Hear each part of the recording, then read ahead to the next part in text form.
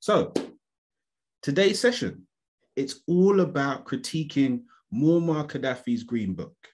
And why would we want to do that? Well, in actuality, the idea behind critiquing the book is not necessarily to advocate for Gaddafi's ideas, but more so to create a starting position to critique some of the most critical and important ideological and political structures built into the global world order. So when we talk about creating new systems and eradicating inequality or injustice or creating an egalitarian society, what do those ideas look like in practice? Yeah, it's all well and good having conceptualizations of what's wrong with our world, right? We can all see that, we can all observe, but where a lot of our equality and Pan-African discourse falls down is in its application. And one thing that I respect about reading the Green Book is that it gives you some pragmatic fundamentals for building out political theory in opposition to the dominant capitalist, neoliberal, neo-colonial era. It essentially helps to break out of the constraints of our own paradigms and conceive of an alternative. And that's what I want us to do today. I want us to think critically, as if we work in a think tank or a government administration or office. What would be in our manifesto? Let me put it that way. Yeah, we're not talking so much about what we should do. We're talking about how things will work in the real context of today. So let me give you an example. Kwame Ture defined Pan-Africanism as the total liberation of Africa under scientific socialism. But what does a socialist state look like in these modern times? How does socialism work in Africa if we believe it does? How can democracy under a socialist state work in Africa? And in Muammar Gaddafi's third universal theories, his idea was actually to abolish the state, which is perhaps more communist than socialist, ironically. But essentially, he had the mechanics and tools and instruments to implement his philosophy. And maybe, just maybe, and we can debate this maybe later, we as Pan-Africanists don't. So if you haven't yet read the Green Book, let me summarize the 4 themes that stood out for me. And these are the themes that we'll be discussing as the evening goes on.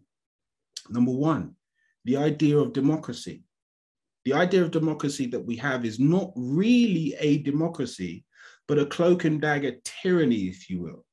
And this is something that George Moneyboy talks about quite a lot, in that the basic problem in a republic, in a representative democracy, is that decision-making power of a country is handed over to a few people who say they represent us, but then in reality make decisions about running that country without our consent. Yeah, the micro day-to-day decisions about how the country should be structured.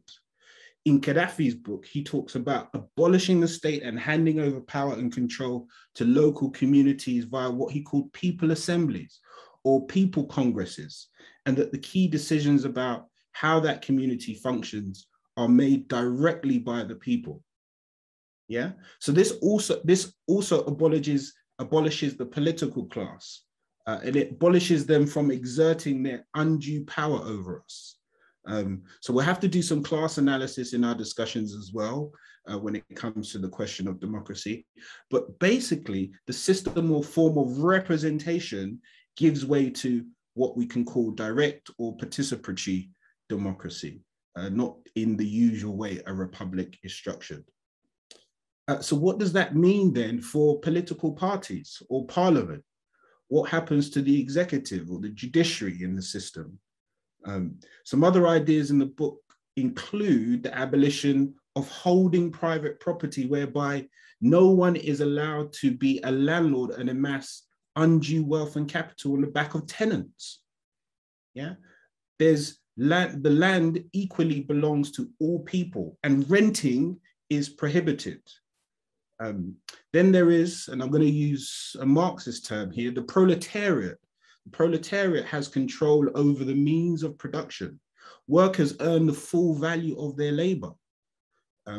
Another idea is that the country's oil revenues belong to the people. And how often have we said that about Africa's resources? They belong to the people. And that's essentially how Libya amassed its wealth and were able to have things like free education and healthcare for every citizen. So in other words, no citizen had unmet material needs and were allowed to be exploited by a ruling or capitalist class.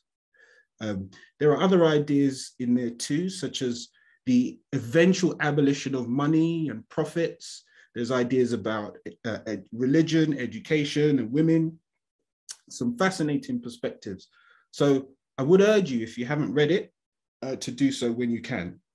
And what we'll do as the session goes on, we'll post the link to the book in the chat if you don't have a copy already. So because of time, we're going to focus on democracy, political parties, capitalism, and private property ownership. And as I said earlier, is really just to get you thinking about what Pan-Africanism can do pragmatically to bring sustainable change. I would probably go as far as to say, if you do get around to reading the book, he's ideologically and politically more aligned to people like Thomas Sankara or Patrice Lumumba than most other Black African leaders. So it's worth reading, and it's worth your time and critique. Now, to dive a little bit deeper and explore these themes in detail, we have a special guest.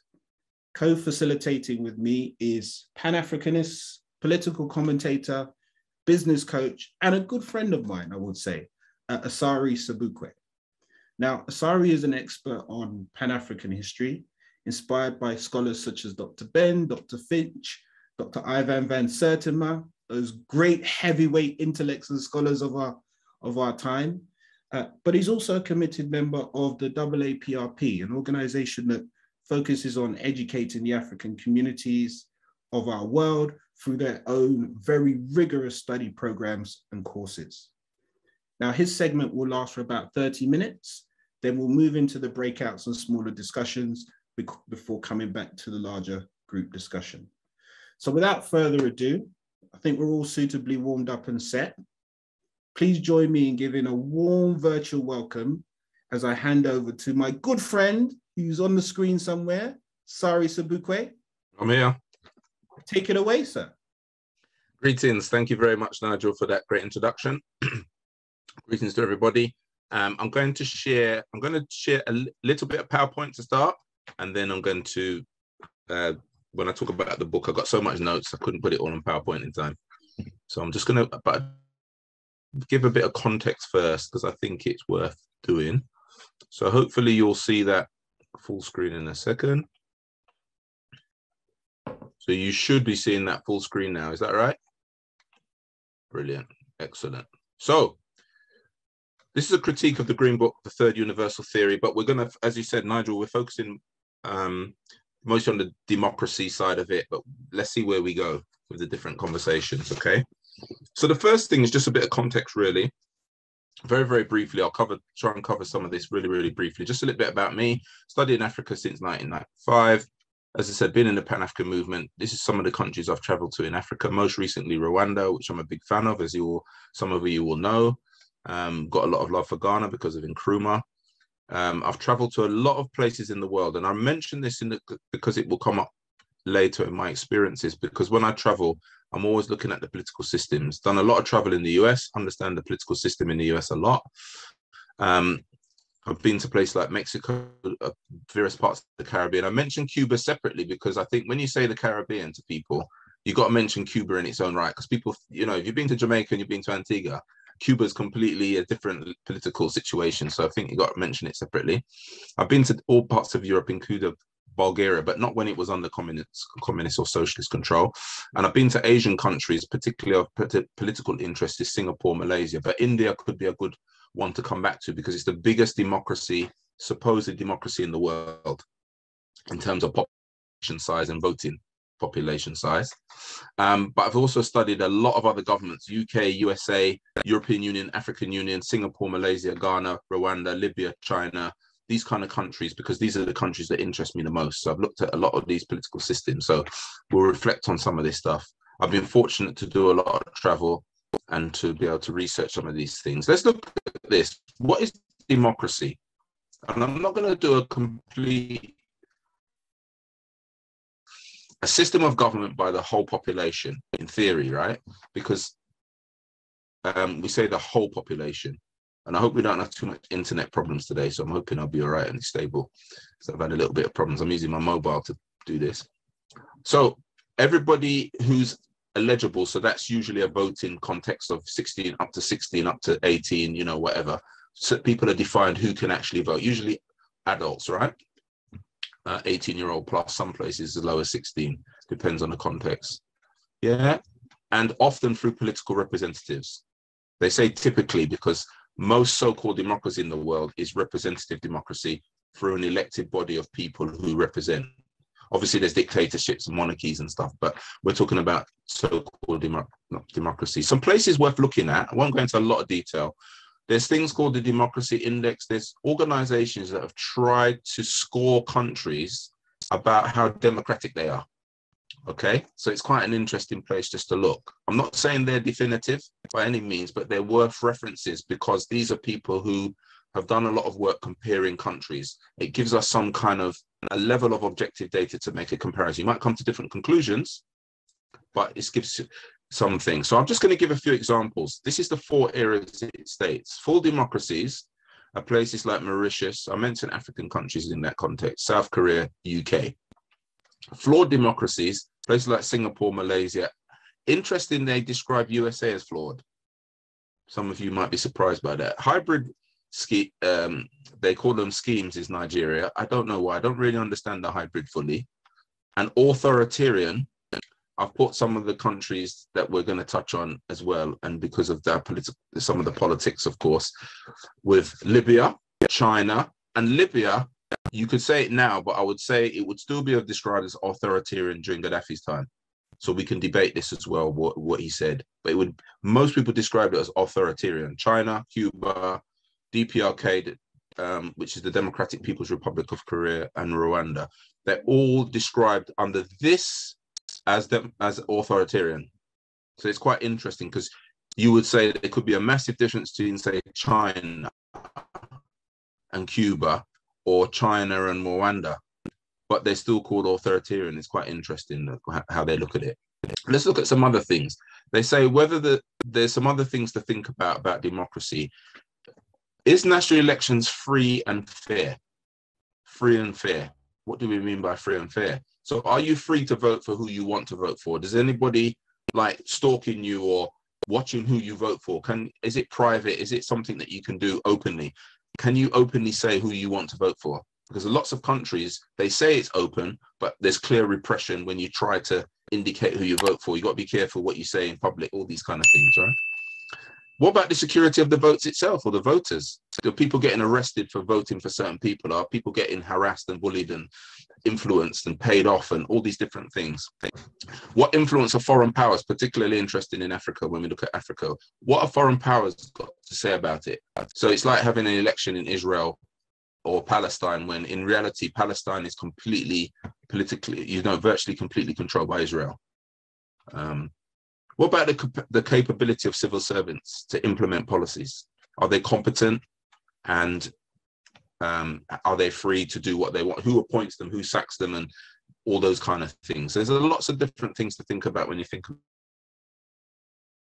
There's other things you can put, like the rule of law. So, for example, can I just jail Nigel if I don't agree with him as a president? Do I have to get a law that actually gets him arrested by a police officer, charged and whatever? Or can I just tell people to go and arrest him because I don't like him? I don't like what he's saying. So this is all things around democracy, is how free and fair countries are. Because if Nigel says the wrong thing and I can just have him arrested without any rule of law or anything like that, then again, if the judge doesn't do what I say, do I sack all the judges? What power do I have? Is it really free and fair? Can the government actually be over, kind of a decision the government has to implement. So these are all some of the things. Now, in Truman, he argued for mass party. He was very clear, mass party. Secretary had a slight different nuance on it, but still mass party. He believed in the people state, the people versus the anti-people. He called it the people's class versus the anti-people's class. Secretary was the first president of Guinea, and Nkrumah, the first president of Ghana.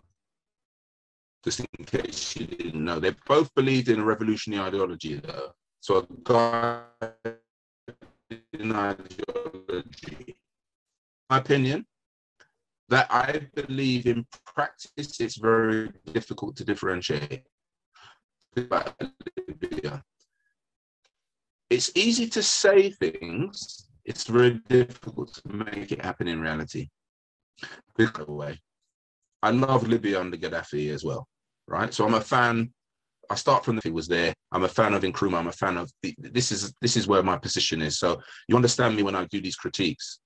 But in reality, if I was in Cuba and I wanted to stand against Fidel Castro, what would happen to me? So this is why I raise these questions, is that whilst I'm a fan of these places, I recognize there's critiques I can have of them. I don't believe you could stand against Castro and that would be okay. I don't believe that is that simple. In theory, you could, but in practice, what would happen to you if you challenged, I want to run for president, I want to run as the head of the Communist Party in Cuba, what would happen to me? And similar in Gaddafi, Gaddafi was there for 42 years. So we'll come back to that one. What about, there's some other things worth mentioning.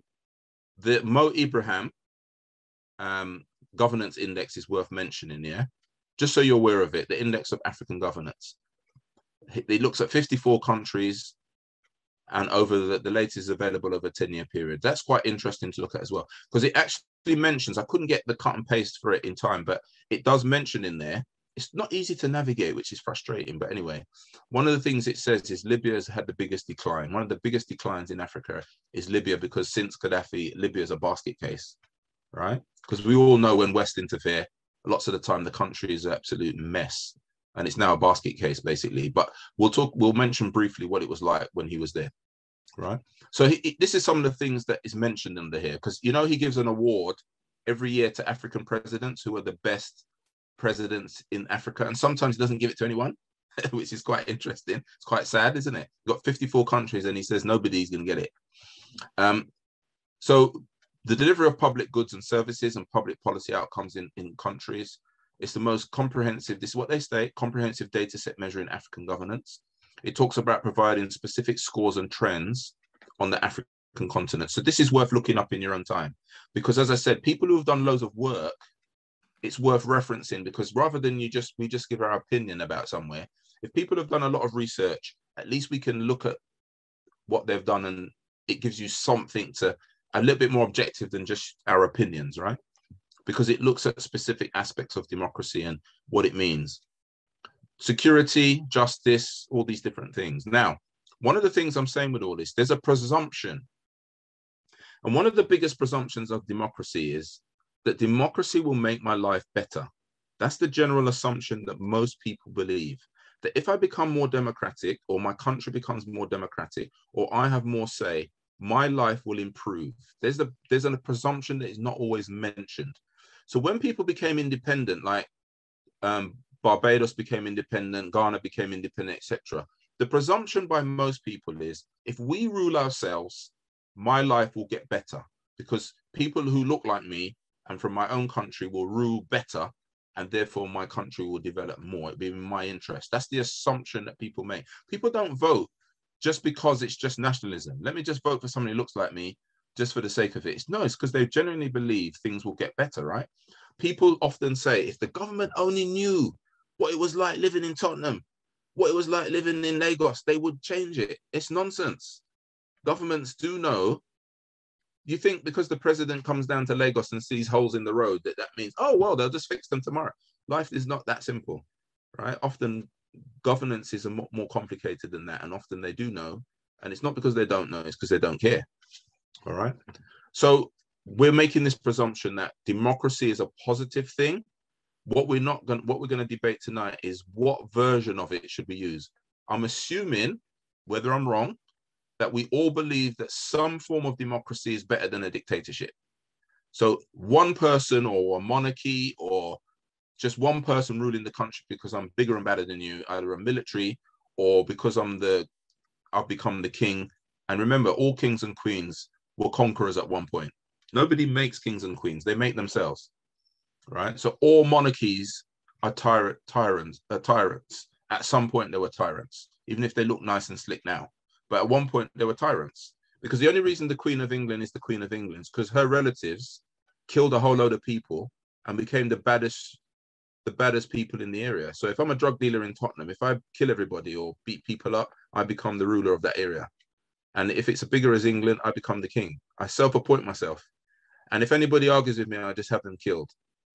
And then, of course, my son will become the prince and my son will take over as the king. It's nonsense, right? It's foolishness, right? So I'm anti-monarchy. I don't believe in monarchy. I think it's an ancient system that we just need to forget about. Move away from it. So I don't believe in prince and king of this and that in Africa. It's all, I think we need to get rid of all that. Nobody should rule me or rule us just because of their birth. So that's where I'm coming from in this basic tenet. So just a quick comparison and just some quick pointers. I just want to show some things. Gaddafi was there for 42 years. Now, you remember, I'm a fan of much of what Gaddafi did politically, okay? But within that context, we can still critique. And one of my critiques is, if you have so great democracy, how comes you're running it for 42 years? Why haven't you, when did you concede power? And when were you going to concede power? Because he was killed. He didn't concede. He never gave up power in 42 years.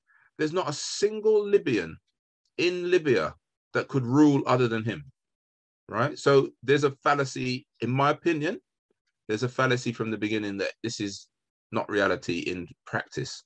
Right, let's go a bit further.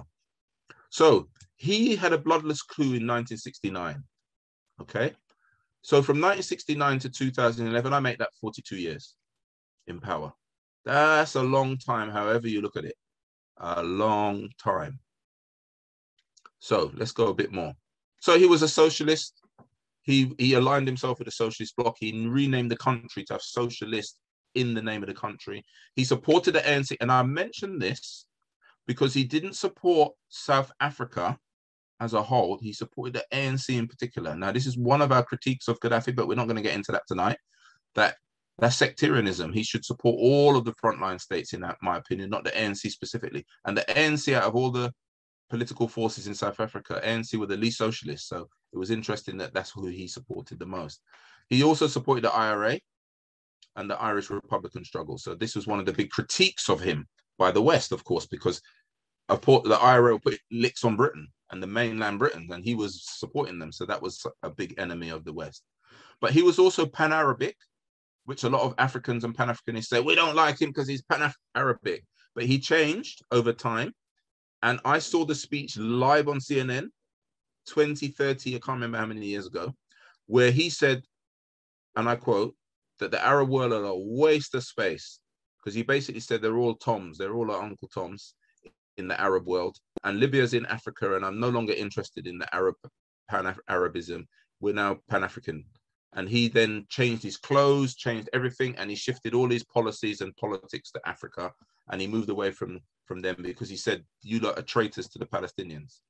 He was always staunchly anti-Zionist, so that's why the West hated him, because he also was anti-Zionist, which means he's anti the state of Israel.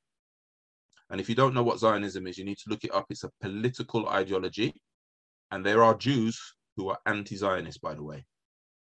All right, there are Orthodox Jews that don't even accept the state of Israel. He was the leader. I was going to put him for some time. I've mentioned that already. He did some reforms. So in 1977, the General People's Congress, I'm going to mention some of this in a bit when I go in my notes.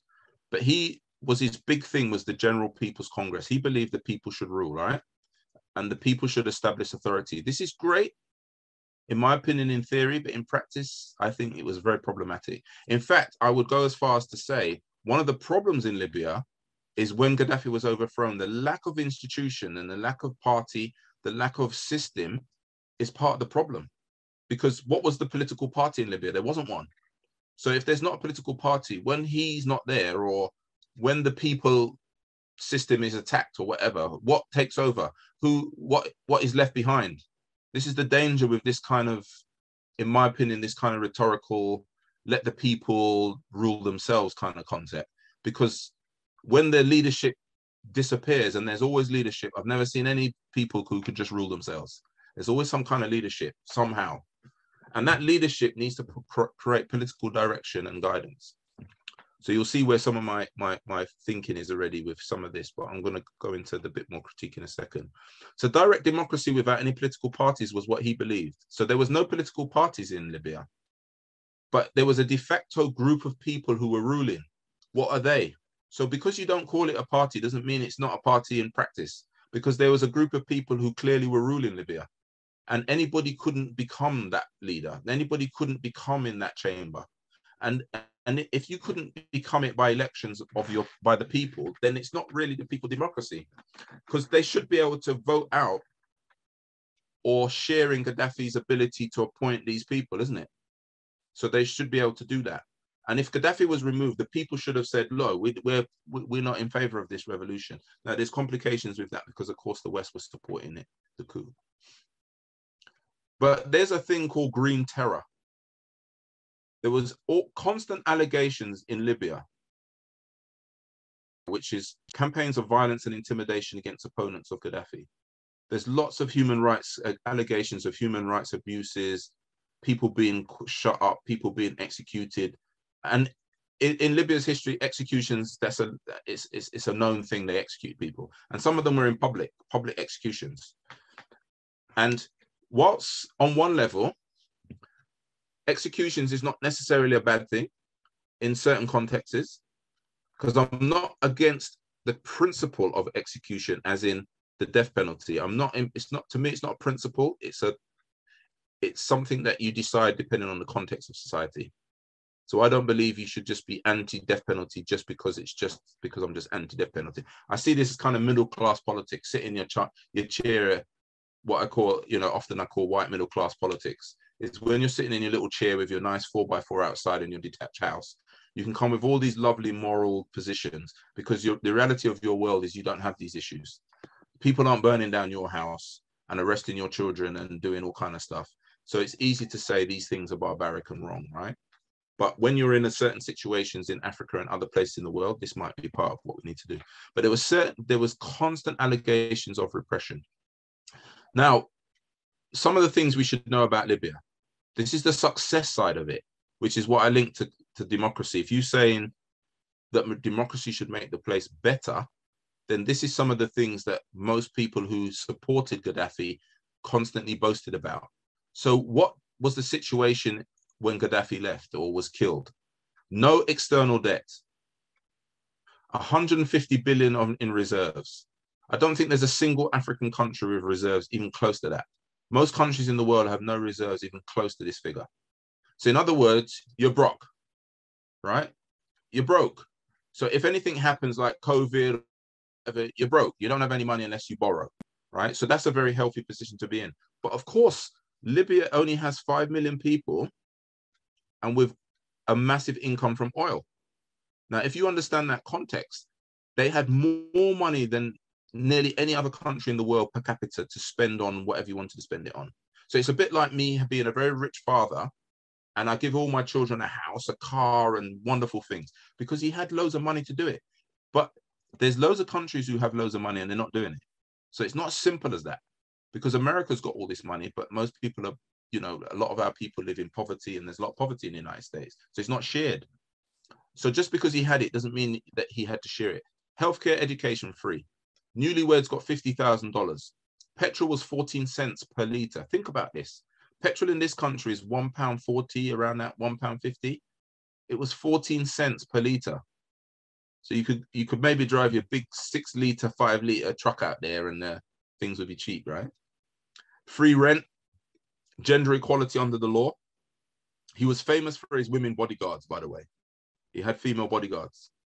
I'm not sure what that was about, if it was that he was making a point. I think he was making a point, but also who he trusted. I think there was an element of trust as well. People supermarkets where things were subsidized and cheap. So there was lots of social outcomes. Workers control many of the companies. And under the Human Index, it was 53 out of 163 countries. It was the most developed country in Africa. So this is not a basket case. This is a phenomenal kind of semi-paradise, if you could argue it, that people live good in Libya, comfortable, right? The Libyan people. And African people in Libya live pretty well too. And if you don't know about it, what happened after Gaddafi died? Many of us know about the slavery allegations and the killings of Africans after Gaddafi left. So when Gaddafi was there, we were safe. It's when he died and was killed, we were no longer safe because the racism and other issues came to be an issue. Right, let's just look at just a quick thing. Rwanda ranked 7th most effective government globally by the World Economic Forum in 2015. Rwanda is also taking, remember, they're both described as authoritarian by the Economist, but there are elections in Rwanda. Rwanda was, as I said, has several reforms aimed at building democratic citizen-centered and inclusive governance. If you know a little bit about Rwanda, you'll understand how they did the court system, the people's courts to do around the genocide, and they have systems of governance locally, a lot of local elected government where people have to make commitments as to what you're going to achieve. So it's almost like a performance management based governance system. And it's based on a lot of the cultures of Rwandan people. And they have things like cleanup days where the whole country goes car free and people clean up the place. There's no work and you clean the country and you look after old people. And there's a lot of different things, right? So they're very strong on it from Rwandan culture and they call it homegrown solutions. It's just an example I want to share with you. It's just a different way of looking. Now, some factors constituting the World Governance Index. This is another one worth looking at. They talk about peace and security. They talk about the rule of law. Remember, I talked about the rule of law. Because if you have democracy, as I said, and you can't vote for who you want, or you get arrested if you vote for the wrong person, there's some issues, right? Human rights and participation. What sort of civil and political rights do people have? Do you have the right to actually articulate a different politics? What happens if you argue with the ruling government? Are you imprisoned? Are you jailed? Can you argue? And I'm one of these people who's very pragmatic in Africa. I don't have any problem with strong people leadership. They call it strongman leadership in Africa because I think some post-colonial countries, we need strong people leadership in Africa. So I don't have a problem with one party state necessarily. See, I'm an advocate of what works. I'm not an advocate of theories for the sake of theories. See, if theories don't produce the goods, then to me, it's a load of hot air. I want theories and believe in principles that will deliver for the people. If the people's getting healthcare, education, development, protection for women, people can be free to choose and get employment. People can look after their families. All those things are met. People can get food. To me, that's a system I want to know about. And I don't care what you call it. Because to me, people use a lot of words to describe things, and I don't even know if they believe in it or don't believe in it. Some people say they're capitalist, some say socialist, but when you see them in behavior, it's a blur of things. Because I could even name you socialist policies in America. I could name you socialist policies in England, but they would never call it socialist. Because socialized healthcare is one of the #1 socialist principles. Government-funded healthcare, free, is a socialist principle. And it was argued in Britain by socialists that happened. And it was introduced by a left-wing government. It wasn't introduced by the Conservatives. So things is complicated. Sustainable development is another one, and human development. This is all part of the World Governance Index. So it's just a broader way of looking at democracy. It's not just who votes who, but what happens with what they got power around. And what are they doing to develop the country or not developing it? And there's loads of things to show whether governments are developing the country or not. So let me just stop that. And then I want to talk about specifically stuff in the Green Book, right? How much time I've got left? About 10 minutes. Okay, right, let's go. So some stuff in the Green Book's worth looking at. Yes. Yeah, blame the Zionists. They're the ones who put the lights out. So the last thing we had was diving into the Green Book. Yeah. So the Green Book represents the ultimate solution to the problem of the proper instrument of government. All political systems in the world today are a product of the struggle for power between alternative instruments of government. This struggle may be peaceful or armed, as it is evidence amongst classes, sects, tribes, parties, and individuals. The outcome is always the victory of a particular governing structure, be it that of an individual, group, party, or class, and the defeat of the people, the defeat of genuine democracy. This is all from the book. This is not me. This is the book, right? He believed that all systems are dictatorships. All the political systems of democracy are dictatorships. He believes that parliamentary systems are a false solution of democracy. True democracy exists only through the direct participation of the people and not through the activity of their representatives. So he doesn't agree that there's democracy by voting for an MP or a senator or whatever. He says that's just a dictatorship of parties. Because effectively you vote for a group of people, but the party with the most votes rules. And actually the senators and MPs vote with the party, not necessarily with what you want, right? So if you look at the Conservative Party in Britain at the moment, they're mandated to vote the way Boris Johnson and his cabinet wants them to vote, not necessarily what the government, what the people want, but they would argue that they had an election campaign, a manifesto, they put it to the people and they won a majority of 80 odd people. So they have a mandate to rule based on what people voted for. It's like Brexit, right? Well, we'll come back to that as well. The origins of Parliament, he claims, are all based on constituencies, parties, coalitions, all appointed. Few organizations linked to the constituents. I think that is questionable, because I think one of the things, the good thing about the British system is it is parliamentary. The parliamentary system, sorry, is constituency based, which does mean that there is some direct relationship with the local area. Because if the people in the local area don't like that MP, they can remove them. In some systems like South Africa, for example, who has proportional representation, a lot of the MPs are decided by the ANC, for example, because a few are elected, but the ANC then can drop in anybody they like to represent areas, because you can't directly elect the MP because it's proportional representation. So if they win 50% of the vote, they can get 50% of the MPs and just put them there. They can appoint them. So which means that the people aren't you're not directly accountable to the people. You're directly accountable to the person in the ANC who appoints you. So if you misbehave from the ANC's point of view, you can be removed. But if you misbehave from the people's point of view, how do they remove you? So that's an interesting concept. So I kind of agree with Gaddafi, but I'm not sure. We need to talk about that more. So he says Parliament represents the party and not the people, right? And the executive power of the Parliament becomes that of the victorious party, not the people. That's the point I just made. So under such systems, the people are the victims whose votes are vied for by exploitative competing factions who dupe the people into political circuses that were outwardly noisy and frantic, but inwardly powerless and irrelevant. Now, one of the difficulties I have is it's a bit like economics. Capitalist economics makes the assumption of this thing called a free market. And this free market is where people and businesses have information and make decisions freely to decide what they want to do. But we know in reality, it's nonsense, because Tesco has power, and Tesco can determine prices like Amazon and so on. They have power, and market power doesn't mean that it's just a fair, open playing field. And similarly, how many of us have the full knowledge of what is actually going on? How do we know who to vote for, what politics is, what's the best economic strategy? Most of us, we haven't got the education and the training to even make what's an informed decision.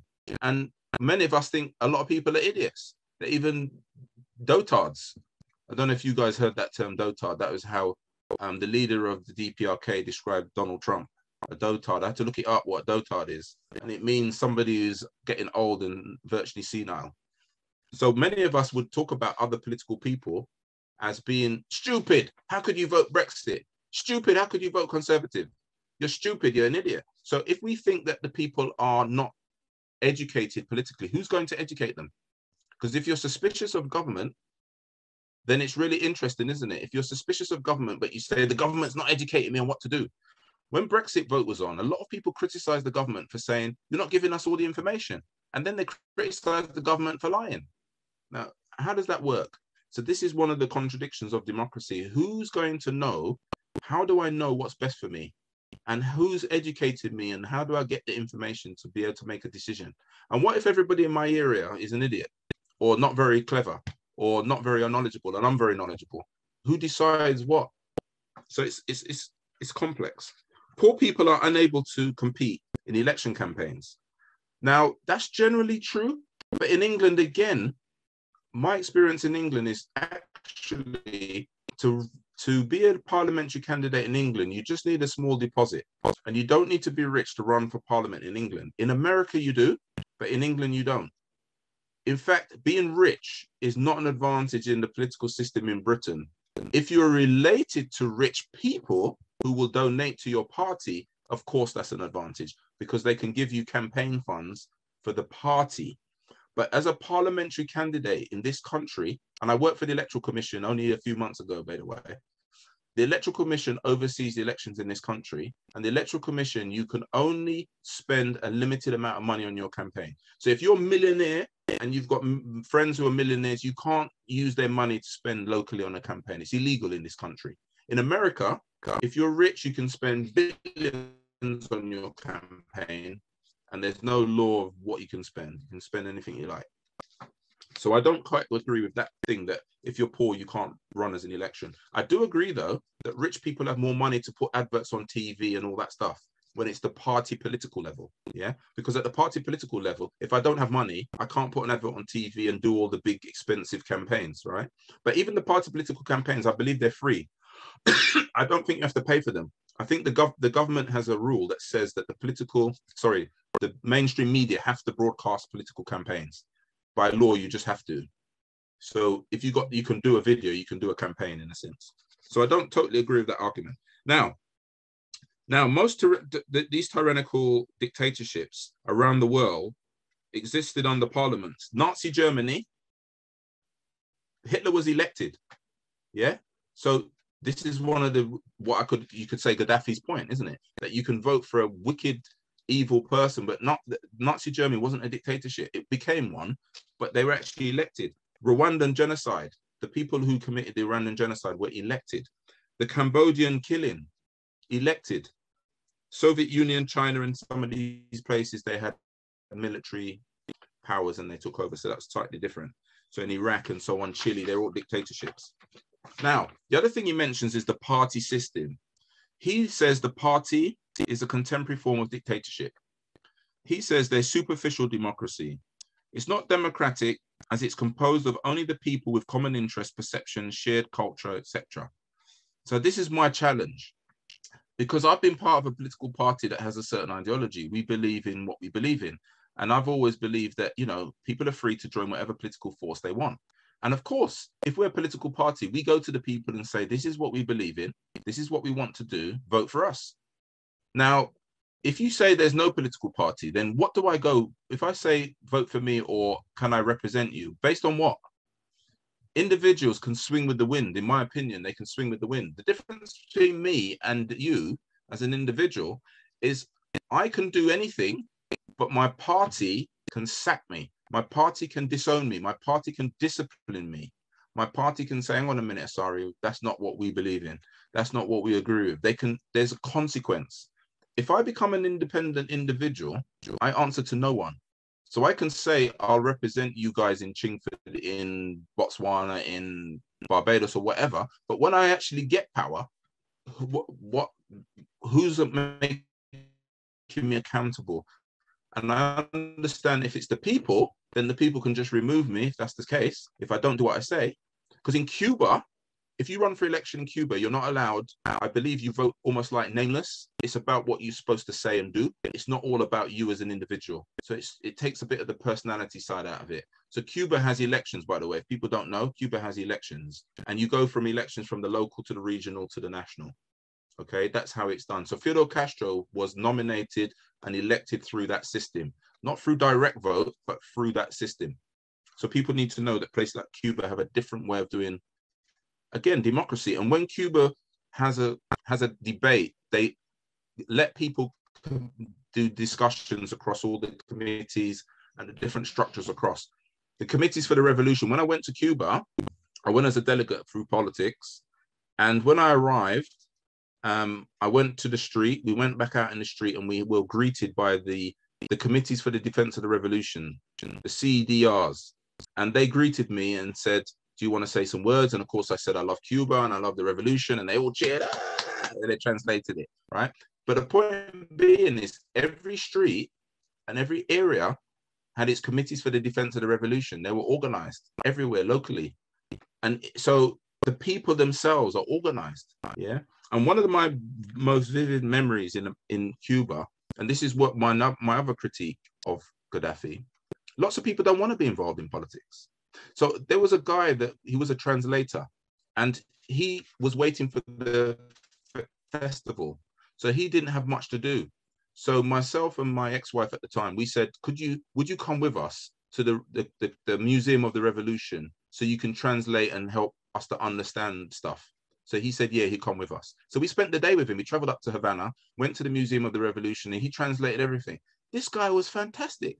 We had the most fantastic time with him explaining everything. So at one point I said to him, so are you in the party? Are you political? Because he obviously believed in it and he was passionate and everything. He said no. So I said, why are you not in the party? He said, because it's hard work. There's a lot of work involved, right? And so it opened my mind to realize that it's not that simple, is it?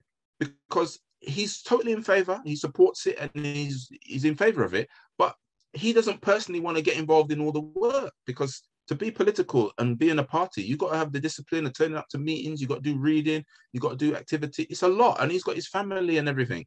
So the point it made me realize is that there's a lot of the masses can really support you, but they want somebody else to do it. Look, Nigel, look, if you go up there, we'll back you, but I don't personally want to do it. Yeah. I don't want to be the government. I don't want to be the minister, but I think you're capable. Could you represent us and do it for us? You see my point? So it's kind of like, even with the people's committees, there's still some people who want to and some people who don't. So they're going to still nominate people that want to step forward and say, could you do it for us? But what are you standing for? So there's the dilemma. If everybody's standing on an individual ticket, it's kind of difficult to know what I'm voting for. Because if I'm voting for 400 people or hundreds of people, on what basis do we agree, Nigel or whoever's going to be our rep? If you have no political party, you're not accountable to anybody. What do you believe in, or what's your belief or view of the world? So how do I know what you're going to do when you get there? So it's kind of difficult, I think, if there's no political party or ideology or set of principles or anything that you back, because I'm not really sure, am I voting for Nigel the individual, or I'm voting for Nigel because we agree with what he agrees with? But what is that? And if he's got in no organization, what if he changes his mind next week? Lots of people change their political views over the years. So how do I know he's going to keep representing our interest? Yeah. And what does he believe in? And how do I know what he believes in? How do I account for him? So these are all the questions. So this issue of the party, I think, is an interesting one. The next one is class. He says political class, and this is the traditional socialist. This is why it's difficult, because the traditional socialist says domination of the working class. He says, no, the domination of any class is bad. Actually, I agree with Gaddafi on this. I actually think that the traditional model of socialism has a problem with this issue. This is my personal view. It's not my party view, but it's my personal view. And what I mean by this is, any class that dominates another class will get resistance. My view is that people should dominate. And now I'm not trying to be idealistic here, but I believe for socialism to work, we need to have business people and a range of people in our organization. I don't believe if you say it's us versus you, even the Chinese Communist Party have done this. The Chinese Communist Party, it was illegal for a business person to join the Communist Party of China. But the problem with that was that eventually they will find their own political voice and they'll form a party in opposition to them, because you're not giving them anywhere to speak. They've got no voice. So eventually they're going to use their money and create a party, which is usually a conservative party, to preserve their wealth. But if you open the door to them, then the business people are now in the party, which means you have influence over them and they are part of the political framework, but they believe they're stakeholders in society. If you say business people are the enemy, then you're creating this tension that is, to me, artificial. Because you're a business person doesn't make you the enemy. I'm a business person, but I'm not the enemy. I'm not capitalism. I'm not Amazon. I'm not Tesco. I'm just a small guy with a little business trying to make a little living. So a guy up the road with his little barber shop, that's not the same as Amazon, is it? So am I going to burn down his house because he's a capitalist? It's madness. But actually, this is what happened in Cambodia and to some extent happened in China. That anybody who was a certain class was killed or could be killed or was tortured or whatever. Now, to me, that's a contradiction. So it's an incorrect move, right? I don't say everybody will agree, because some people won't agree, but then the force of the people can say, well, you might not agree, so we're going to take your land. We're going to redistribute it or whatever. But it doesn't mean I need to kill you or put you in prison necessarily. Because again, what will they do? They're going to hate us. So I think there is a class struggle and you should have class. So my last bits was, he talked to... I was just going to say, yeah, last bit, if you can land on... Yeah, last bit was referendums. He calls them... what do you call it? Plebiscites. Yeah, he did. But nobody knows what the hell that is. So I just call them referendums, right? Everybody understands what referendums are. So he doesn't like referendums because he says they're fraud against democracy, oppressive and tyrannical. Yes or no is too simple. I don't agree. I believe in certain situations a yes, no is okay. At certain times of the struggle, I think putting it to the people rather than make a decision for the people, with certain situations at a critical moment, a yes or no is a good thing. For example, should Barbados leave the Queen? I think sometimes you just need to ask people yes, no. It's just as simple as that. Because what is that? It's like you can't be partly pregnant. You can't be partly independent or part, you know what I mean? It's a yes or no. To me, that's a simple question. Are we staying with the Queen as head of state or are we going separate? Now, to me, that's an example of a referendum. So I don't have a problem with that. But the People's Committees, in conclusion, my biggest problem with it, as I said, is who do they represent and how do we make this work? Who is in charge? Because the practice in Libya in reality was Gaddafi was in charge and he appointed the prime minister and so on. So the people weren't actually appointing them. So the government wasn't actually run by the people, was it? So I think it was flawed, good in theory, but in practice that wasn't true. It was his dictatorship. Okay, thank you, Asari. Very in-depth critique, I must say. And it's funny you say that, but the social outcomes are there, right? And you showed them plain and simple. And we'd all love to live in a country like that, yeah? 14 cents a litre. I mean, you're in summary, in some ways, you're arguing for not dictatorship, but hierarchy, representation, and a democracy that allows for people to elect someone that actually runs the country in some type of fair way and has the interests of the people at heart. But that's always difficult to know, right? So what we're going to do is we're going to move on to the second part of the event. And this segment is the breakout sections, right? So we've created 4 breakout rooms, and each of you are going to be speaking in that breakout room and discussing these ideas. In breakout room 1, we particularly want you to discuss the ideas of democracy. I see people hopping off because they're scared. You guys are going to be talking specifically about democracy and what Asari has said about democracy and what the Green Book theorizes about democracy. In breakout room 2, that's going to be talking about capitalism. So I want to see lots of discussions about capitalism, free markets. What should we do with capitalist ideology and Pan-Africanism?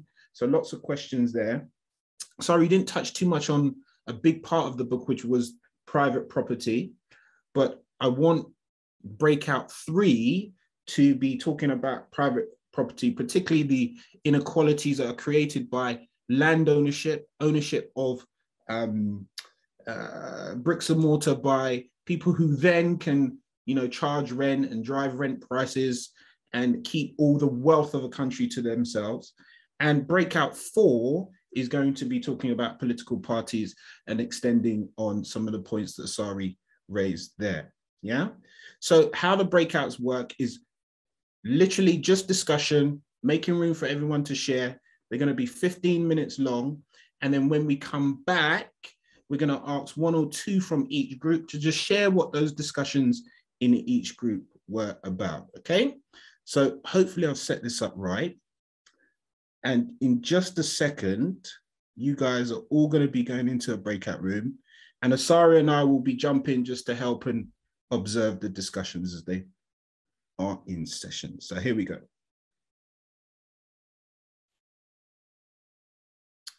Okay. Welcome back, everyone. Welcome back. I see lots of smiling faces. So that means the conversations were engaging, rich, problematic even, and I'm eager to find out how it all went down. But hopefully, one thing that I love about using the breakout feature is that I think once we start engaging in different views and perspectives, we understand how difficult it is to come to consensus. And I don't know, if this is how people assemblies work, then God help us, right? But it will be interesting to go around and just get a general idea of what kind of discussions were in that group, and we bring them to a final Q&A, or bring them to Asari actually in the last section of the event. So I'm going to start with group 4, and I think with group 4, they were talking about political parties, although when I was in group 4, they weren't talking about political parties. So someone better wing something somehow. Okay. Jamaica. Hi, I'm Jamaica. Yeah, they forced me to speak. So no, it's good. It's only 3 of us. It was Nigel Kerr, and then Roland, Daryl, and myself. And so we came up. We had a consensus that Nigel had a good idea, whereas we didn't really care about the political parties, if it's 2 or whatever. We just wanted to make sure people are taken care of. And so Nigel was saying that if we had just like how in America have a Bill of Rights and a Constitution, add to the Constitution certain things that like all kids will have to have health care, free education, just the certain things that will not be homeless or whatever, just certain guarantees that's even beyond the Bill of Rights that's going to guarantee for all the citizens. That way, with no matter which political party is in power, they have to follow the Constitution.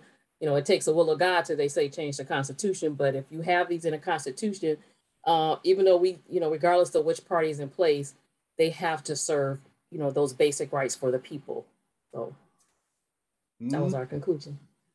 Okay, thank you for that. So you're more on the side of what we said, accountability, right? And building more accountability into the system. Exactly. So people can't exploit or go against the rights of the people. Yeah. Which is interesting. Thank you very much for that. Now let's go to group 2, who I think we're talking about capitalism. Who was in group 2? Saron, you can speak if you want. There's not the time to be shy. Remember, you're amongst friends, comrades. Kikile, maybe you can speak. You never said a word whilst we're discussing stuff, so maybe... Don't out the brother. Come on now. Put him on blast. No, I'm concerned he didn't get a chance to speak, and so maybe he might want to speak now.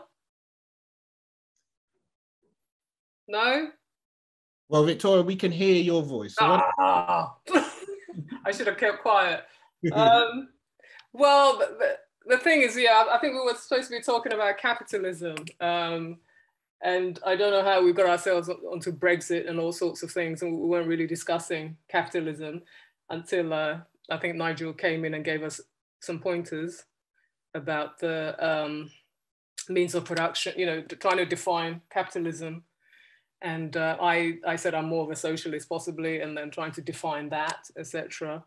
Anywho, we meandered for a bit and decided that pre-colonial Africa, I think this is what Nigel was saying, what was the system in place, pre-colonial Africa? That was a test of our knowledge historically. And, so I ventured something about, vague information that I've picked up about, us being custodians of the land, and the chief was sort of local kings were in charge of the land, but everybody had access, you know, to the land and means of production and stuff like that. So it was a more equitable system. And if going forward, you know, we're very much, as a group of people, we're very much about community rather than hoarding wealth in one place. And that's what we need to go back to if we're going to find some sort of replacement for capitalism. I personally, you know, feel like that system is on its way out. Well, I hope it is. Maybe it's wishful thinking on my part, but it's certainly not a system that's correct for Africans. So the point on communalism, and perhaps, Asari, you can note that and maybe just give us some insight into, you know, social and political structures before enslavement, and how society was built on this communal idea. It's very much, you know, a hallmark of African culture. But how did that manifest and work its way into political and social systems? Really good question. Okay, so let's go to group number 1, who was on fire when I was in there. They were talking about democracy, and sorry, you're not allowed to speak for group 1. Portia, are you going ahead? Timmy, are you going ahead? Wahid, Ola, were you guys in there? I'll let someone take the floor. Why don't you do it collectively? I'm a little passionate about this one because I think a lot of the talk was around how democracy is presented to the people. It usually is presented through media and who controls the media, and how that message is relayed to the people, and whether or not they have enough information to make an informed decision. And my view was that, yes, democracy is good, but we do need some form of control in terms of someone that leads that democracy, so that they're educating the people in the decisions that they're making.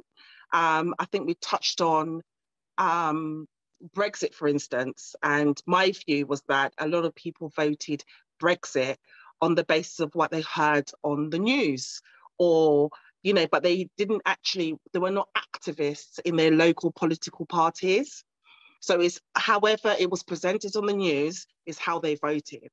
And that's quite dangerous, because a lot of people were asking for a referendum, because now we're facing the consequences of Brexit.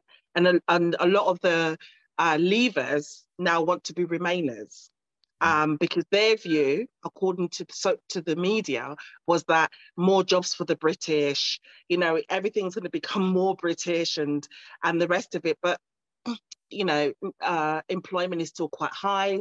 Yes, the minimum living wage has gone up, but that's due to inflation. I also wanted to just NHS, but then coronavirus hit, and that's nothing to do with foreigners. It's to do with the pressures, are to do with whether or not we can handle the coronavirus in the NHS. So I think there's been a lot of misinformation for people to vote democratically. Sorry. Got it out. Thank you, Portia. Josie, you was going to say? Yeah, no, I thought it was really interesting, because what I kind of like gathered was that people agree in kind of like, you know, democratic values, but in terms of actually, you know, democracy, you know, as it's displayed in this country, it kind of felt that maybe it didn't really favor, you know, minority, you know, people from, you know, minority backgrounds. And that was really interesting to me. That isn't actually something that I actually ever thought about. And so, yeah, and then I think there was another lady, I can't see her name at the moment, but she had mentioned about, for, you know, democracy to really work, that we need some type of, like, you know, value system, or, you know, like how are we going to actually define it? So that it kind of seems like there needs to be some type of, you know, agreed kind of, you know, foundation first. And obviously that's a whole next kind of, you know, drama, but yeah, so that was really interesting. So. Okay, thank you for that, Josie. So some more questions there. I like the question about community control, because that's a big area of academic discourse at the moment, particularly around policing. So sorry, I hope you've noted that. Democratic values, I've got that. So we're going to talk a bit more about that. And also as well, the point you mentioned about state media, actually, and how we are spun narratives, our political interests are manipulated by media, and how we can stop that, which it would be really good to explore. And finally, we have, I think it's group 2, who were talking about private property, might have been group 3. Oh, thank you, Wahid. Yeah, group 3. Private property, how did your conversation go down? Who was in group 3? Remind me. I was there. I don't mind starting. You're on mute, Wahid, by the way. I saw your mouth moving. Wahid, you're on mute. Oh, should I go? Okay, cool. No, we spoke about a few things, to be fair. So I'll say the bit that I contributed. We spoke about private property. I think it depends on the type of society that you're trying to create and the type of society that you envision for yourself, for your people. Because if you're envisioning a society whereby you look at this society whereby you're looking at capitalist mode production, you're trying to improve competitiveness, right? If you've got your private property and you say, well, this is mine, it's not yours, it might incentivize somebody else to actually then want to produce their own private property, then compete with yours. But at the same time, on the flip side, if you've got that, then who are you excluding from standard things of housing or property, etc.? If you're not including everybody, or if you're not allowing people to have access to certain fundamentals like housing, for instance, then what type of society are you creating then? And how does that affect the way you feel? How does that affect your spiritual development sort of thing?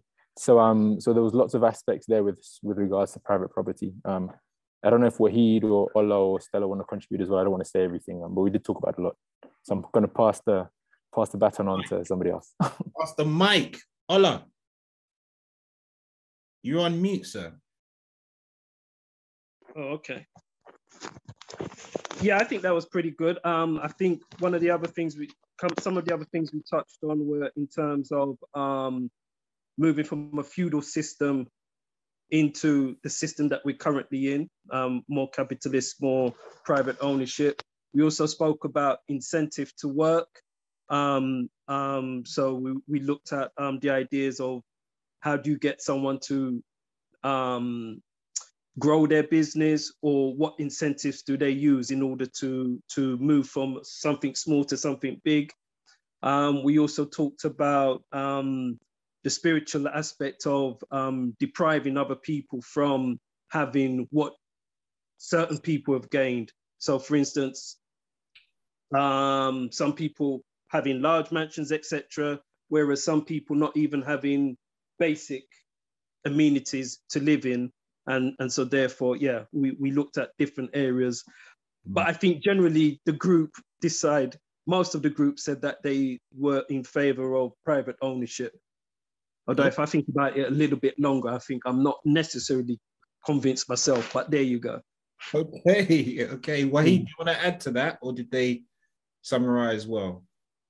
They summarize well. Okay, excellent reflections. I would tag on to that, Asari. I mean, just about the point that Ola made about building economies and how important is enterprise. So a lot of countries try to build an enterprise state as a way in which to lift people out of poverty, not thinking that actually the main means of building wealth that capitalists have is through property, right? Most of them own exorbitant amounts of properties, and they control, I know there's rent controls now coming in England, but they control what we pay as tenants.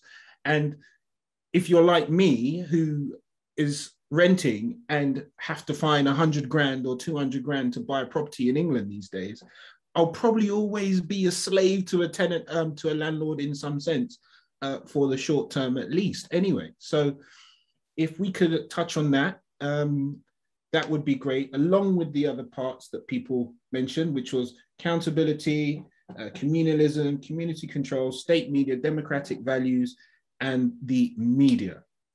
So thank you all for your contributions. Sounds like some brilliant discussions. And I'm going to hand back to Asari to give us his thoughts on some of the points that came out. Yeah, some interesting things. On political parties, there's a paradox. People want a Bill of Rights and a constitution. Who's going to write it? And how are you going to get agreement on what it says? Why would a right-wing person agree with a Bill of Rights that says you're going to have stop homelessness, you're going to give people redistribution and all that? No right-wing person's ever going to vote for that. So when people say they don't want political parties, what's the alternative? Who's going to represent your interests? Who's going to write this bill? And so this is the dilemma, I think. Yeah, we need to have political parties. In my view, you need to have some kind of political representation who's going to take things forward that you can say that group will represent my interest. Because right now in the Supreme Court, we have it stacked. There's 6 conservatives, 3 liberals in the Supreme Court in the United States. You've seen the biggest attack on abortion rights in the last 50 years, because you've got conservatives stacked on the Supreme Court in the United States. They're attacking all the sort of civil rights. They're trying to roll it all back. Yeah. So there's a real problem with that. So that's one thing. And accountability. How do you have accountability? You see, you can have political parties, but you can have direct. You see, even in Britain, they've had this process. Do you remember some of the scandals with MPs years ago? So in Britain, they changed the law that if you get a certain amount of votes in a constituency, you can recall your MP. That's powerful, because what it means is you don't have to wait for an election. You can do a campaign locally and say, if we get enough people to do a petition about this MP, we can recall them and remove them before the next election. That is power. That is power, isn't it? Because you can remove them even if the political party doesn't want to remove them. You remove them and you force a by-election. And in that by-election, you can make a decision whether you're going to support that party again. So that's really power. The capitalism. We didn't really talk about capitalism. Capitalism is a system that has created unbelievable wealth, but also unbelievable exploitation. The problem with it, though, is that when we use the term capitalism, we can overblow this to anybody who has a business, anybody who wants to make money. And there's a big difference between Bill Gates, a big business conglomerate, and the woman up the road running a hairdresser. There's no comparison between the two. And also land ownership. Somebody owning hectares of land like McDonald's, earning millions of hectares of land like McDonald's, compared to somebody who owns a little bit of land in the Caribbean. There's no comparison. So we have to be careful even when we say capitalism, when we say land ownership is what we're talking about. So for example, one of the things I was looking up is Switzerland has one of the highest standards of living in the world, okay, but it has very low home ownership because its model is different. People rent, most people rent properties, but they have protection of rents for 20 years. You pay the same rent like for 20 years, no inflation. Can you believe that? So they have a different system. This is what I'm saying, why it's complicated sometimes, that even under a capitalist system where you could say Switzerland is capitalist, they're free market, but they have a kind of like a socialist housing policy. This is why this is complicated. So we can take the best from different systems and put them into a system in another place. This is why I'm a big fan of Rwanda, because they're using what I call the best from certain systems and bringing it into a country to what's best for the people, not just what's just my ideological view, and whatever, it doesn't matter whether it works or not, I'm just going to have that ideological view even if it don't work. But they're pragmatic about how they do it. So it's just an interesting conundrum. Now, monarchies, and it's interesting because pre-colonial Africa has its contradictions. There was elements of contradictions in pre-colonial Africa with women, but there was also very positives. We were predominantly matriarchal, not patriarchal. So that was a good thing. But there are contradictions that have arisen in Africa as a result of the system. So one of the things, for example, in Rwanda, Ghana did it, most progressive African countries have done it, which is the traditional tribal system in Africa is very male dominated. And women who are left by their husbands, divorced or become widowers, they lose their land. The people take the land back. So women don't have land rights. In Rwanda, they protected women for land rights, so women can own land and control land. And you can't just chuck the woman off just because she's no longer married to the man or because he dies, and they just chuck her out. So this is how we have to challenge even pre-colonial Africa, because pre-colonial Africa, some of the monarchy systems, I'm totally opposed to them because there's no basis for monarchy. Yeah, why is one person ruling because of who they are? That's just wrong. So evolution versus revolution. So we say evolution is what brought about communalism. But communalism was evolution. It came over time. We now need revolution because that process was interrupted. So we need to have something to interrupt and change the system again to a system that is post-colonial in the modern era. You see, it's easy to have, you see, I can get a few Rasta man and we go off to Jamaica and live in a village, 200-300 of us, and we all live off the land and we all live with a level of equality. You see, this is on a very micro level. Once you try to do a country, it doesn't work. Yeah, because it's easy when there's only a few hundred of us or a couple hundred of us to say we'll just do the land and da, da, da, da. We don't have any major contradictions of society. It's very simple. Just have simple housing, simple work. We live off the land and it's all simple. But once you start saying we need cars and we need education and we need roads and whatever, it's complicated. You need a complex system. So we can be very idealistic about it. So Nkrumah had a solution. He talked about, as I said, a revolution. He said 3 elements to it: egalitarianism, collectivism, and humanism. Taking the best elements of African culture into a modern situation. And the best aspects of communalism is represented under a culturally African form of socialism. And that is a different form of distribution of wealth and power, but not necessarily in the tribal sense, because I don't agree with ethnocentric politics. I believe in Afrocentric politics, but not ethnocentric. And what I mean by that is, like, I don't agree with what's going on in Ethiopia, for example. I don't agree with the Tigrayan people or the leadership of the Tigrayan people trying to usurp the Ethiopian government. Regardless of what you think of the Ethiopian government, that is not a solution to our people. They're not taking our people forward. I've never seen an argument by the Tigrayan people that says what we want is socialism and Pan-Africanism. What they say is, we don't want you. That's just ego. Because what are you going to replace them with? Right? And this is one of the problems we have in Africa. People want to replace the government they got, but what are you replacing it with? What are you actually against? It's like when I get people who say they're against that people can't speak against the Rwandan government. I says, but what are you in favor of? What are they doing that you disagree with? They don't have any argument. What's your argument? What are you going to do to make the country better? Are you just pissed because it's not you that's in power? But what are you going to do with power? Because if you can't come with something that's better than the system that's there, then it's just your ego why you don't want the people who are there to be there now. So why did the Tigrayan People's Liberation Front rise up against the Ethiopian government? Because they want power. That's it. We don't need to get into the detail of it. So now, democracy is another thing. I don't agree with the Ramonas. I think the Ramonas, and I call them Ramonas because the vote didn't go the way you want it, you say people didn't understand. But if it was Remain, people did understand. No, because the same people, so what you're saying, the people who voted Remain were all the educated people and the people who knew what they were doing, and all the idiots, the poor and the working class people who are uneducated, they all voted Brexit. Well, there's some evidence of that, but that's too simple. Because even with the election of Trump, we need to go into the detail and move away from the emotion of it. People voted Trump.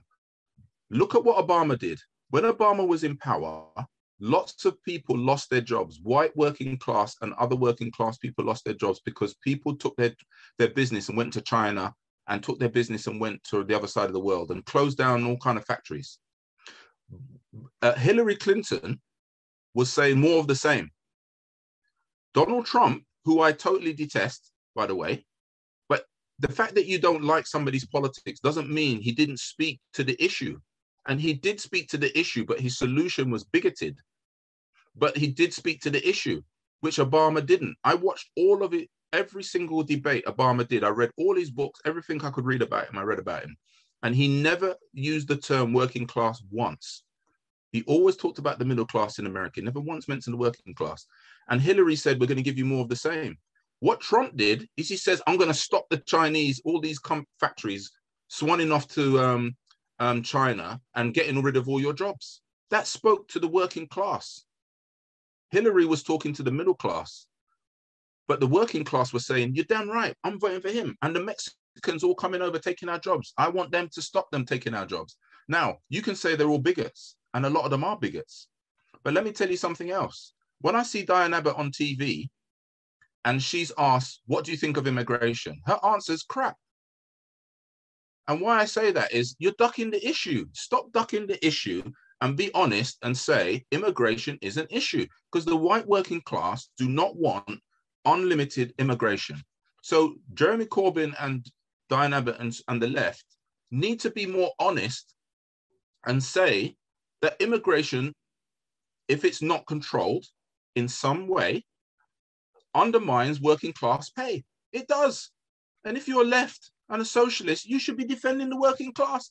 The working class have abandoned the Labour Party to vote Conservative because they think the Labour Party are not interested in them. The reason why they didn't vote Jeremy Corbyn is not because he was left-wing, it's because they were pro-Remain. And the working class felt the Labour Party were not speaking for them because they said, but Remain is hurting me. I'm a working class person. I've been voting Labour for 20 years and I ain't got a pot to piss in. And you're telling me Remain, but I don't want it to remain because this system is not working for me. But that people are saying Britain will be better if we leave Brexit. Now, there's an element of mistruth with that. We know that. But the point I'm saying is the Brexiteers spoke to the working class fears. You remember Gordon Brown? Gordon Brown met a white working class woman who asked him about immigration. And he thought his camera and microphone was off. And he said she's a bigot. The reason why that went down with a lead balloon is because he was not listening to her concerns. She's a Labour voter who asked about immigration. Instead of him saying that under Labour, we will restrict immigration, but we will do it fairly, or we will have a point system or something. His answer is, and this is the typical arrogant liberal left, is that you're a bigot. And even mentioning immigration means you're just a bigot. The fact that your job has gone, the fact that your husband hasn't had a job for a while or is being undermined pay, you're not dealing with that. And the left need an answer to those issues. Stop pretending it's not an issue. It doesn't mean that they're not racist. We know they're racist. Of course they're racist. But it doesn't mean they haven't got an issue that is a genuine issue as well. But the way they resolve it is wrong. So build a wall. When he said build the wall, and he asked white working class people, did you really believe he was going to build a wall? Most of them said, well, it's not really about the wall. It's that we know he's not soft on immigration. Do you hear that? They're not stupid as you think. And guess what? Obama asked Mexicans what they said about Obama. They said they used to call him deportation Obama. He deported more Mexicans than I think Trump or Bush. Right? But the difference with Obama, he's not stupid. Trump's an idiot. So Obama might deport Mexicans, but he doesn't go on TV and say Mexicans are all rapists and all whatever. He just says all the right thing in a nice suit with a nice voice, but behind the scenes, he's sending drones to Pakistan and drones into different countries, but he speaks nicely. So but because Trump isn't sophisticated, he just comes on TV and says, oh, look at that ugly woman. You're ugly anyway. Wouldn't go out with you anyway. And he says those stupid things. People say, well, the guy is uncouth and he's an idiot and we don't like him. But actually, if you listen to what he was saying, he was talking to the working class, and the working class voted for him for that reason. But Hillary did not talk to the working class. So this is why I'm saying that the Brexit issue, I voted Brexit. Why did I vote Brexit? Because I told you the European Union, why is that good for us? Why is it good to have a united European Union exploiting Africa? Why is that good for us? We shouldn't look at it in a micro sense, like we're some kind of British citizens that are benefiting. No, this is the wrong way of thinking. We're Africans. And if we're African people, we should be thinking as African people, not micro British people, because if Britain gets better, we get better. No. If Africa gets better, we get better. Yeah. So we have to think differently. You should see my speech. I've done a presentation on Brexit. If you Google the Voice newspaper, you see my article on Brexit as well. And the point I'm making on Brexit is that there was potential opportunities looking at it from a different perspective. Even when Boris Johnson intervened in the pandemic and put money into businesses, the European Union laws said you're not supposed to intervene in businesses because it's seen as socialist. It's seen as left policies.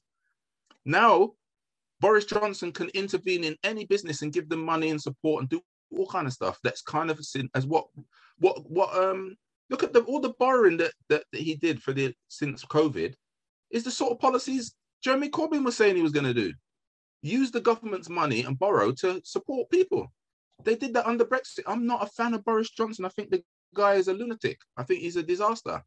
I think he was the most crap mayor of London. But the point I'm making is they do sometimes understand their constituency better than the left. The left and the liberals can be arrogant to the working class and treat the work. You remember, even on the Brexit campaign, there was criticism of some of the white Labour supporters. They walked past a housing estate with British flags and they described them as bigoted, kind of bigots. This is their own working people. Yes, some of them are bigots, but you must look at them and educate them around your argument. Don't ignore them and pretend that you know better because you're an idiot and you're just a working class bigot. So I don't need to explain to you, or I need to talk to you about policies. No, you need to talk to your base. So as I said, when Diane Abbott goes on TV, she'll never deal with immigration. What are you going to do if you come into power about immigration? She says, oh, immigration, there's nothing wrong with immigration. That's the wrong answer. Wrong answer. You can't talk to your working class base and say it doesn't matter. It does matter. And wages, I'm not capitalist, but be objective. Working class wages have been rising at a higher rate than in the last 30 years, in the last year, since the European Union, Eastern Europeans have left this country in large numbers. Because they've left them. So these are the kind of issues that are real issues, aren't they?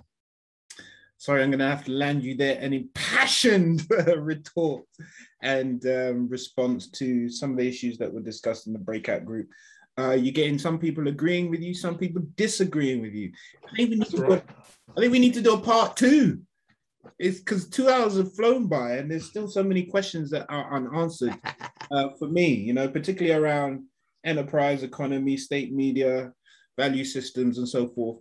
But one thing I do agree 100% is that you've identified the failings of the left, no doubt about that. And I think that they know that as well, and they're ruining that now. Although it's hard to see, what's his name? What's the new guy? Starmer. I don't know what he's done to bring the party. No personality Starmer. Yeah, what he's done to bring the party closer to working class people. But yeah, a lot of people are calling for part 2. It's a shame that 2 hours have flown by. But just before you go, guys, I always have to do an announcement, which is we've got one more event for the year after this, and it's next week, Tuesday. And we are hosting American activist Tierney Cherie. We're going to be talking about structural racism in the context of African families. And she's going to be going deep on things like assimilation, structural racism, culture, the prison industrial complex. So if you can join us for that, that would be fantastic.